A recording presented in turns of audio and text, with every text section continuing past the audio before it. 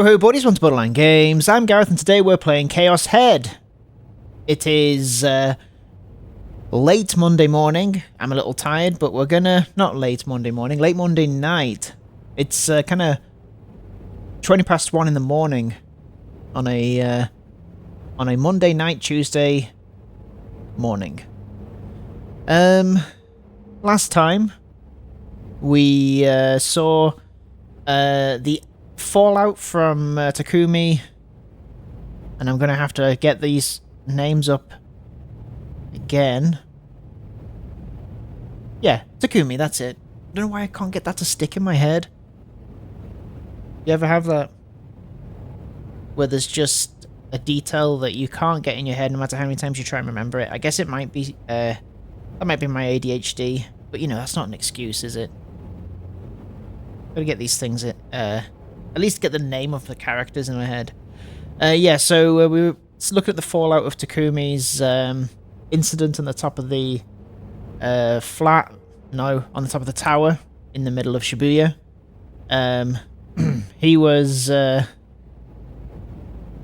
he wakes up in the hospital, and then having to go to school the next day as being the guy that had a freak out on the top of the mountain and on the top of the tower, being the guy that claimed that he had psychic powers. He then decides to try, and he had like a weird realization, oh, I can do anything I want. Then he was being really super creepy and weird. And then he had like a voice in his head that started talking to him, claiming to be... what was the name that it was? It was like... Hispoa? What was it? I can't remember, but it was weird. It was like he thought it was someone talking to him, but you could only hear it in his head. So I guess we're going to come back to Takumi and find out what that means. For now, we are with Ban. We're going to see what's going on. But before I do that, I'm going to be making sure that Hagrid's okay, because she's now scratching at something. 1 second. So here we are. We've got Ban. What do you want to talk to us about, Ban? It had been a week since Ban had last visited the Frisia office, and things were a bit different than he remembered. The seas of papers that had been piled high atop each and every desk were now completely absent. They'd likely all come crashing down due to the earthquake, and Momose had ordered it to be cleaned up. Because of this, the place looked quite tidy. Staring at it with a sidelong look, Ban let out a sigh, then sat down on an office chair that he'd wheeled out from beneath a desk. He restlessly fanned his face and with his favourite handheld fan. Momose, who'd been tapping away at her laptop's keyboard on her desk, took one look at Ban's dismal appearance and scowled. What? Did you just come in to sigh at me? Hey, Momo-chan. Have you ever seen a magic trick where a sword pops straight out of thin air? Can't say I'm all too familiar with magic. Alright. Then, what about teleportation? What, like something teleporting into a box? No. Not quite. Then what on earth are you getting at? Are you trying to pick up some new party trick? No. And you don't really need to know. It's probably got nothing to do with you. Probably. You're a real piece of work. You know that. Momose shrugged her shoulders, then took a bite out of the kintsugi pastry that Ban had offered her. Order up.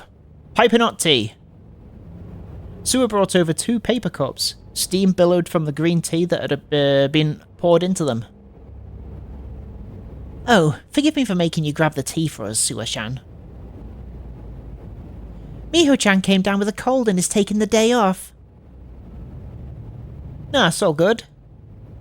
With a cheerful smile on his face, he handed Momose and Ban each a paper cup. Suwa had been taken to the office once before by Ban, while they were on another case. Ever since then, Suwa had come up to look at Momose as his... hang on. Suwa had come to look up to Momose as his mentor rather than his more direct superior Ban.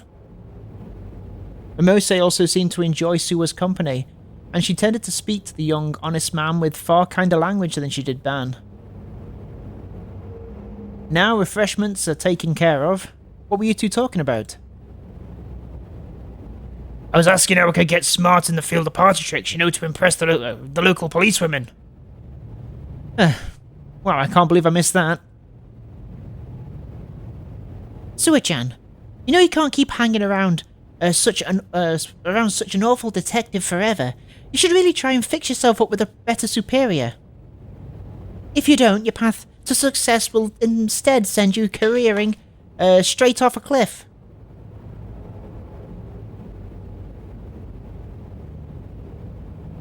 Make it sound like I'm the doomed kid. No, You make it sound like I'm dooming the kid. that's Ban, isn't it? Yes, that's the point. If you don't like it, then try treating your job more seriously. It's certainly not for lack of trying. Ignoring Ban's frown of disagreement, Momose held out the box of kinsube to Sua. Take a couple, Sua-chan. Oh, thanks, miss. Just so you know, I bought those with my own money. Well then, sir, thanks for treating me. When he saw his subordinate bow his head and reach out for the kinsube, Ban let out yet another sigh. Tea time aside, I need you two to look over here. Oh, a line graph appeared on the laptop screen. It had a gently undulating curve that rose and fell like the tide. Sua, who had circled around behind Ban, peered at the graph and cocked his head. What's with the graph? It's the GE rate of the general Shibuya area over the past year. Don't you think it's odd? Aren't you the one who told us the average GE rate in Shibuya is higher than the rest of the world? Oh, hang on, that's Ban talking then. That's not what I'm referring to. I'm not sure if it's just my mind playing tricks on me, but I have this gut feeling that someone is manipulating the GE rate. How the heck would that be possible? Not sure. But when I look at the graph, I just can't shake the feeling that there's something unnatural going on here. The numbers fluctuate far too much in these small increments. I went back about 10 years to investigate it. It's only been doing this for around the past 5 years or so. I think Professor Ota said something about that. What was it? Wasn't it something about how the GE rate's been increasing like mad over the past 6 months? Could that have something to do with it? According to Professor Ota's research, the GE rate doesn't fluctuate in values that minuscule. So you're saying there's some kind of anomaly other than that going on, and you've got a hunch that it's man-made? That was the wrong person. But it's been 5 years, right? If it's been that long, wouldn't that make it more normal than abnormal? There's one more thing. If you examine the graph in detail, you'll notice that the GE rate tends to increase every weekend.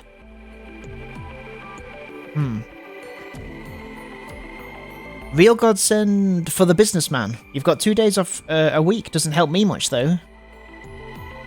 Man, it'd be sure nice to have the weekends off. I haven't had a day off for 2 months now. The two dejected detectives hung their head. Dejected detectives. To which Momose responded with a curt shake of her own. Focus, boys. This is no time to be fooling around. Anyway, the line fluctuates at fixed intervals every week. But as soon as New Year's vacation, the Bon Festival, or other similar holidays come by, the fluctuations stop right on the dot. I can't help but think it's the will of a man at play here. I suppose humans are the only ones who'd have New Year's, the Bon Festival, and the like off. Plants and animals don't tend to take holidays. Maybe it's the will of the earth. Well, that was the other guy. The will of the earth, ain't that a good one? Even if such a thing was at play, why would the earth be out here wishing us a happy new year? I wasn't being serious. If we disregard New Year's, we're left with the Bon Festival, an entirely Japanese custom. Oh, I see. So you're saying the GE rate synchronizes with Japanese social activities? Then it makes sense that Shibuya would be the same way, right? Right, and take a look here. And here. That was Momose. Momose first pointed at the center of the line graph and then to the right, where the most recent date was situated. These two dates are awfully high, aren't they? The rightmost one looks like it's setting a new record. And it's not just past the new, who is this? It's not just past the year, but the past 10 years. And what's the dates? The middle one is 3 months ago. Remember the small earthquake that happened at the time? The seismic intensity 3 one. Oh, the seismic intensity 3 one. 8 people died in it, if my memory serves me right. Were they able to pin down the specific cause of death for the victims? I don't know, did they? Ignoring the exchange between the two detectives, Momose continued talking. As I was saying, the rightmost one is from the day of the earthquake. Oh? I assume you've heard about the large-scale electromagnetic waves that were given off on that day. I heard through the grapevine that all the computers in Shibuya were completely done in. But, I don't know, all that tech stuff's Greek to me. Ever since then, the laptop I keep at home has been shot, and I haven't had time to restore it. They say that the earthquake caused the electromagnetic waves, but the truth may be the complete opposite. The electromagnetic waves caused the earthquake. Whoa, whoa, whoa, they didn't say anything like that on TV. Or in the papers. It's only speculation on my part, but I'm still strongly considering it. I just can't help but feel that these two earthquakes aren't natural, that they're both man-made. Neither one of them are even remotely normal. The one from 3 months ago killed 8 people despite only being a seismic intensity 3 quake. And the one from a few days ago killed 118 people despite only being a seismic intensity 5 quake. Are you implying there's too many deaths? It's like you two were talking about earlier. The cause of death for the vast majority of the victims is still unclear. That's incredibly unusual. Well, I suppose so. And on top of that, there's a rumour floating around that says the sky turned completely white. Now that you mention it, once a bit of time passed, there was next to no coverage of it at all. Maybe there was some kind of pressure being placed on the media. You're kidding. The Muir party. That would be my first guess. What? Are you serious? Maybe it'd be a good idea to start looking into companies who've got links to them. Way ahead of you. Huh. No surprise there, Momo-chan. You've always been quite the busy bee. So, what you got? Momose raised her hands skyward and stretched far and wide, tilting her head slightly to the side. A satisfying pop sounded from her bones. No such luck. I've already thrown in the towel. You? Thrown in the towel? I'm shocked, Momo-chan. So your guess turned out to be wrong after all. Perhaps so. And I can assure you I put in the work when it came to researching. I even placed my actual job on hold for it. But I'm at the end of my rope. I'm not sure if it's all extremely well hidden or if my guess is just wrong like Sua-chan suggested. For times like these, there's an ironclad rule in the detective's handbook. Attack from a different angle. Sir, do you have some idea of what might be going on? Van stopped the hand that was fanning himself, then wet his lips with his tongue. Who do you think might benefit from the GE rate being higher on weekends? Who?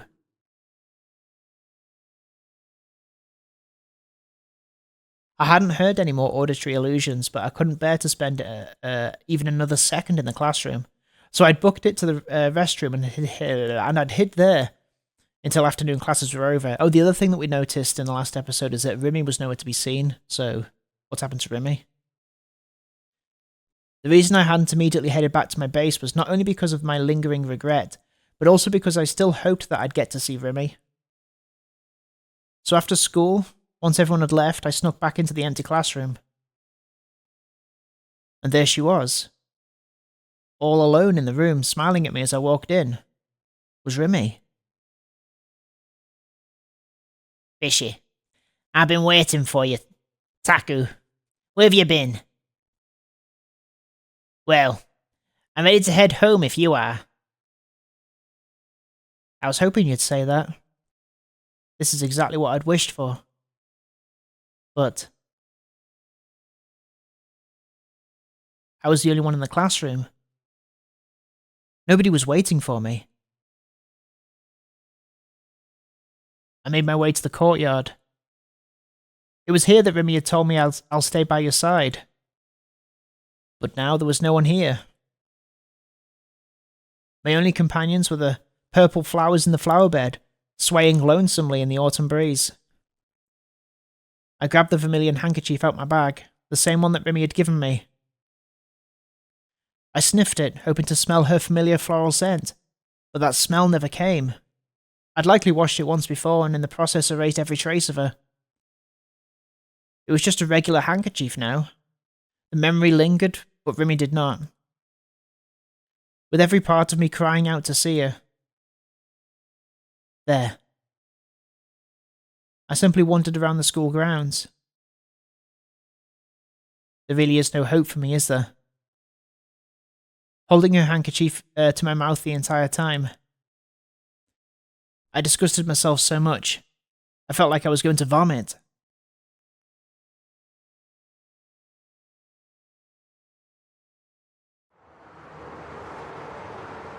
After leaving the school, I began to walk around aimlessly.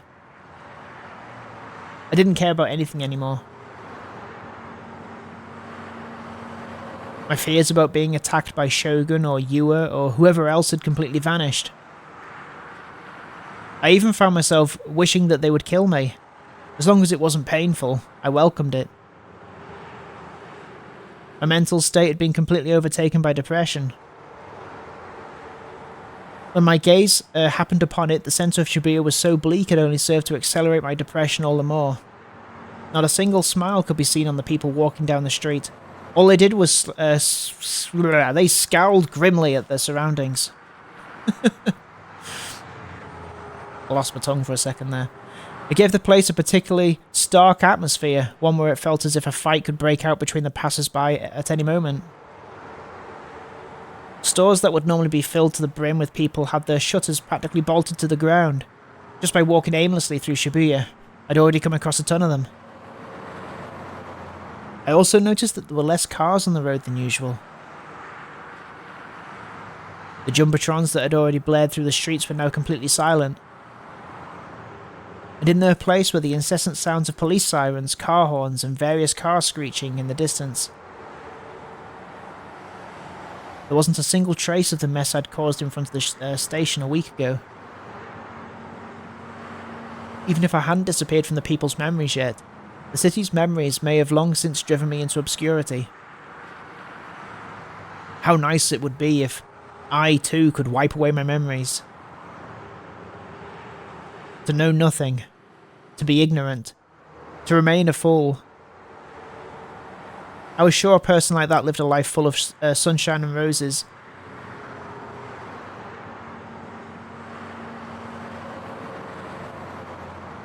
Ignorance is a sin. People claim ignorance is bliss, but that's simply naive.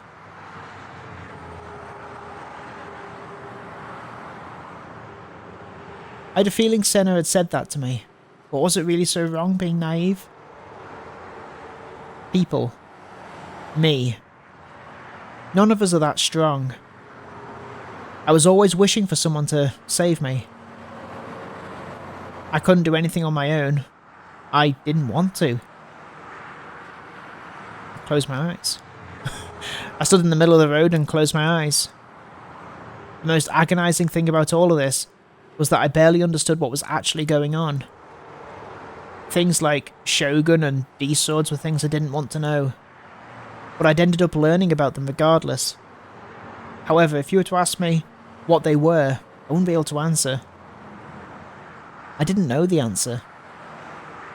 Maybe I should just die. Looking to the top of the O-front building, I thought that to myself. If I were to die, maybe my memories would reset, and I would get to play again. Hey, person controlling me, what do you think? This current playthrough is a complete and utter failure. You made a mistake by allowing your joke of a character to grow in levels. You should have made me more like a hero. You should have made me actually cool. You should have made me more sociable, respectable to women, and you should have given me a passionate sense of justice that would allow me to empower the weak. As I am now, I can't beat the final boss. I can't beat the game. I can't do anything, so please don't expect me to. Reset the game. Please. I'm worthless like this. Erase me.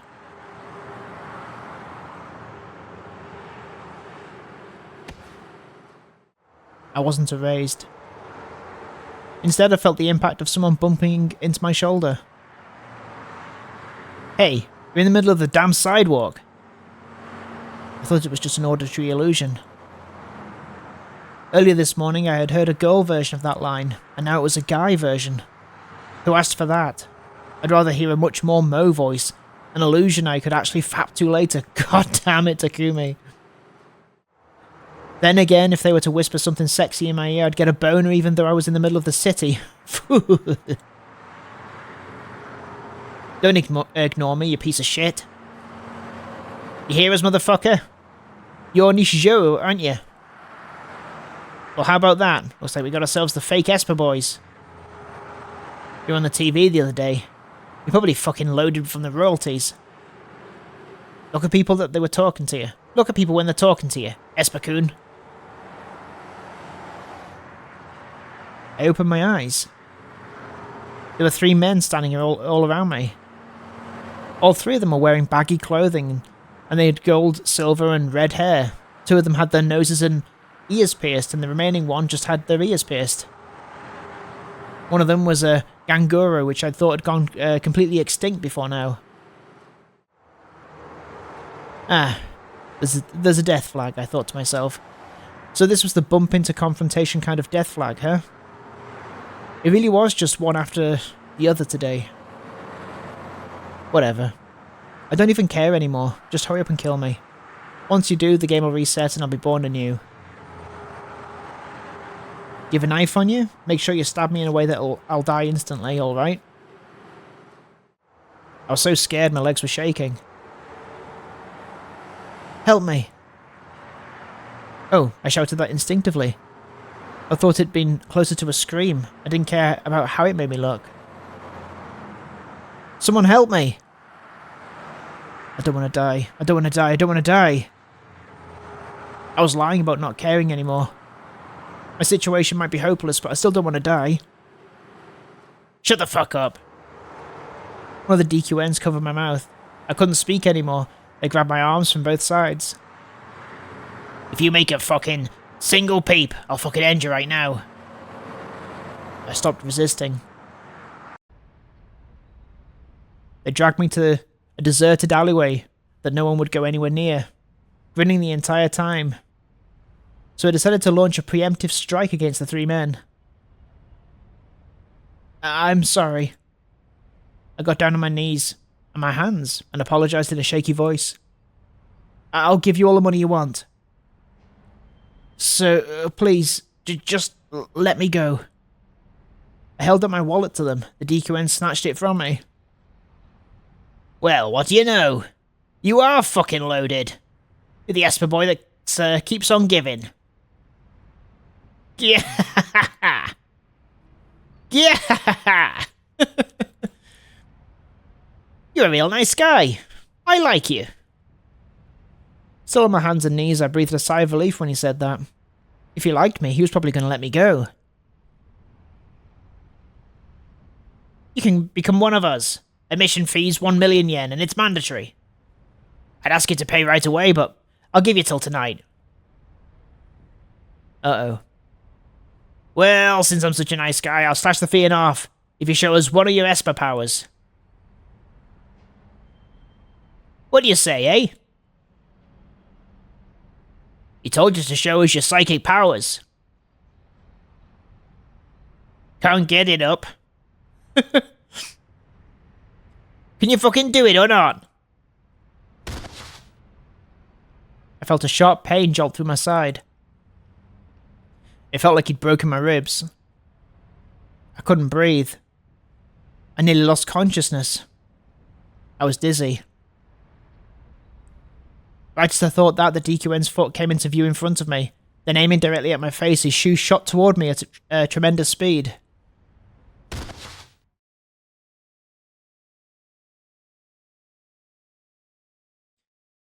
What just happened? I thought I felt an agonizing pain radiating from my face, but it might have just been a delusion. I tried to open my eyes, but my eyelids refused to move. The darkness wouldn't go away.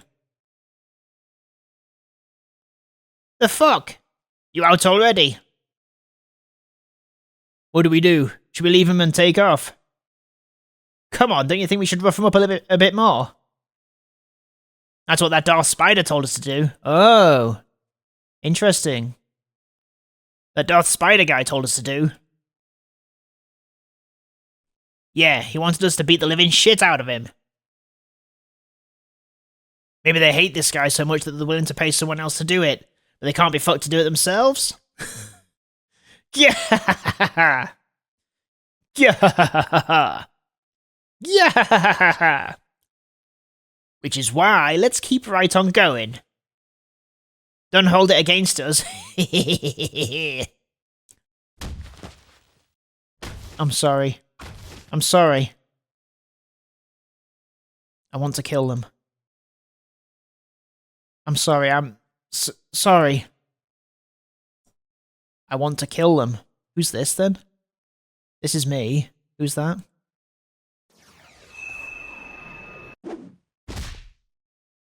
Ugh! Ah! Hey! The fuck are you doing? This is a fucking joke, right? Ugh! What is that? Hey! Stop! Stop! Stop it! No! What is happening? Huh! Bleh! Yeah! Bleh!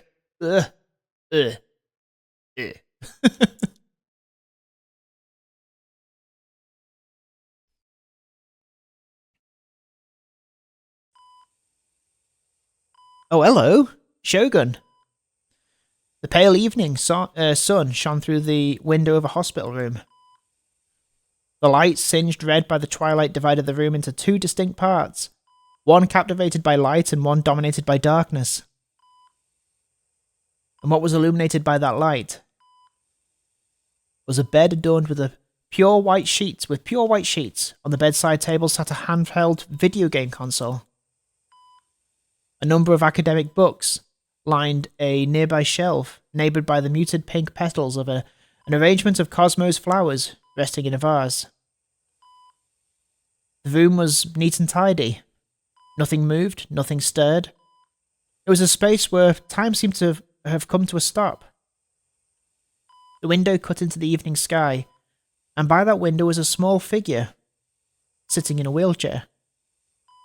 The figure's back to the window, he remained still and motionless. His breathing was so light and the intervals between each breath were so long, one might think he was already dead. His skin was covered with wrinkles. His cheeks were hollow. His eye sockets were sunken in. His scalp was barren. With these features, it was often questioned whether he should be referred to as a young boy or an old man. His shadow, which he had dubbed Shogun, extended all the way to the door of the room. The world then moved for the first time. The door slowly opened and a figure emerged from the darkened corridor, stepping foot into the room, steeped in an evening glow. Oh! Takehata Rimi did not fully enter the hospital room, instead choosing to remain at the entrance. Her expression, illuminated by the setting sun, detailed how the girl had been deep in thought. Can we stop now? I'm sorry to say this, but... Ooh, who is saying this? Is this Rimi or is this Shogun? Maybe it's Rimi. That boy, Nishijou Takumi, should just be erased. Shogun remained motionless in response to her words. Yes, it was her. Why do you think so? He's dangerous. Rimi's voice was laden with grief and sorrow. Her eyes appeared slightly moist. Can I erase him? No, you can't. Rimi was unable to confirm whether or not he was actually moving his mouth to speak. There is something he must do for me. Rimi hung her head, then gently ran her fingers through her hair that draped down before her. Rimi or Shogun? What do we think, guys? Let's go with Rimi. Can you, it sounds like a Shogun line, right? Can you remember your dreams? Yes. Oh. I forget them soon after I wake up. Some people can remember them and some people can't. People who can must be real romantics. I often have very, very long dreams. They can feel like several years have passed by as I dream them. I used to have ones like that too. I don't know who's talking. Or at least I feel like I did. But that's just an illusion. In reality, dreams only take up 2 or 3 seconds of your time as you're sleeping. They're like bubbles floating to the surface of your mind. How true is that? Is that true? That's interesting. And that's why you need to hurry and wake up. If you don't, then someday... Nishijou Takumi is going to kill you. Oh, hang on. I think maybe Rimi's been talking all this time? Maybe? Let's switch to Rimi and see what's right. Even if that were to happen, I'd be at peace with it. This is a dream from which I cannot waken. I must see it through. Is that Shogun now? Who knows?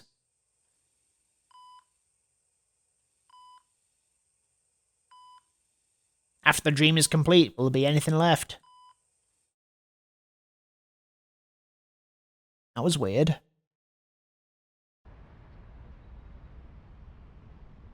Oop, my shoulder was shaken softly. It was extremely gentle, and after just one shake, it stopped. It felt like someone was peering at my face. My consciousness was slowly returning to me. As it did, the pain in my body returned along with it. The smell in my nose, it was a smell so strong it made me want to vomit. The smell of blood. Ugh. I felt a tingling around my upper lip. The taste of iron spread through my mouth. Slowly I opened my eyes.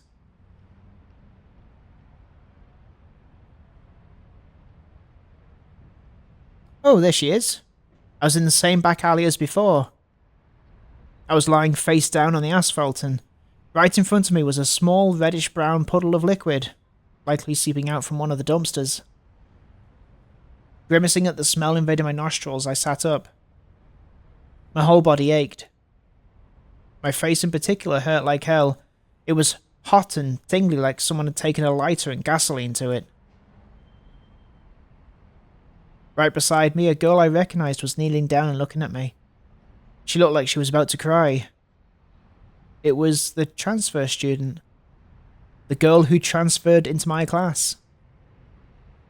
What was her name again? Oshihara?